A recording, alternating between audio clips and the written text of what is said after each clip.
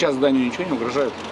У нас с понедельника с вечера установлено 11 маяков по всем трещинам. С раннего утра глава Крыма осматривает территорию Ханского дворца. Возле Свитского корпуса общается с представителями музея и экспертами. По предварительной оценке специалистов, трещина на стене возникла из-за аварийного состояния конструкции. В данном случае отрыв угла стены произошел из-за аварийности балки фахверка, конструкции фахверка. Горизонтальная балка оторвалась от вертикальной, вследствие чего угол просел и появилось небольшое отслоение в штукатурном слое, которое мы наблюдаем. Строители укрепили стены временными деревянными конструкциями и приступили к восстановительным работам. Сейчас Ханскому дворцу ничто не угрожает. Реставрация Свитского корпуса была запланирована на апрель этого года.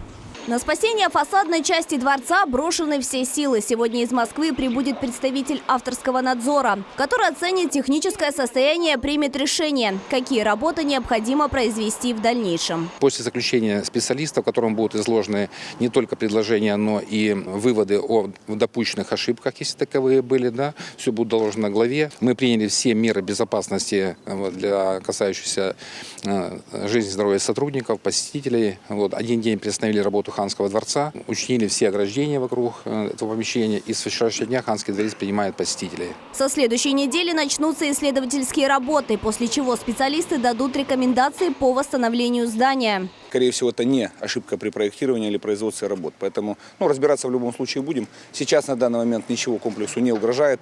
Понимание, то есть есть все работы, связанные с установлением маячков и подпорных стенок, укрепления на этот период, все произведены.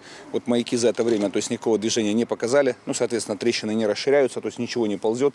Работы по реставрации Ханского дворца в Бахчисарае выполнены на 30%. По словам подрядчиков, нештатная ситуация не должна повлиять на график. Полностью завершить реконструкцию памятника планируют к концу 2023 года. Севиля Меметова, Артур Чалый, телеканал Милет, Бахчисарай.